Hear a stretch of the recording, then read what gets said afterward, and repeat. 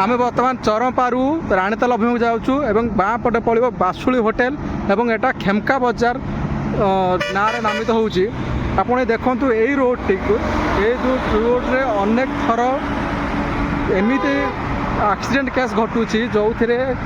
सरकार नजर को आसुनी एवं सरकार भी एक अनुधान करूना। अनेक समय यही रोड्रे अनेक लोक मानकर मुंड कटिची। यही रोड्रे थिबा छोट छोट गैप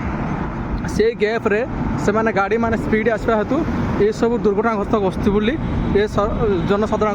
कंप्लेन आसुची। चरमपारू असुरा दे जाइथिबा राणीताल रास्ता को जो रास्ता रे हाई रोड चली से रास्ता रे भाभी स्पीड भी गाड़ी जाऊँगी एवं आर पार्श्व स्कूटी एवं दुई चारि चालक गाड़ी भी जाऊँगी। किंतु प्रश्न है कि यही रास्ता रे अनेक एक्सीडेंट केस घटुची जो सरकार कौन पदक्षेप नौना जो हजार हजार लोकर मृत्युवरण हो सारा जो रास्ता एक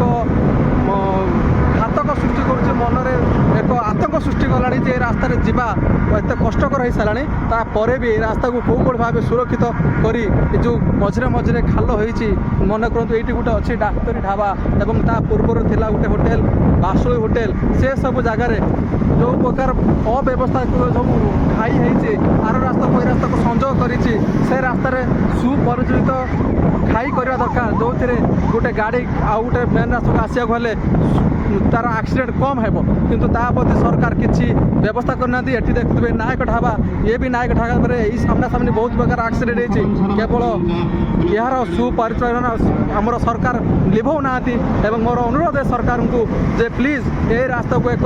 सुपरिचालित मार्ग करूँ जो थे कौन प्रकार घटना दुर्घटना न घटव एवं जनसमाज रे जो घटुवा आकस्मिक जो मृत्यु जो अचानक हो जाऊँगी परिवार को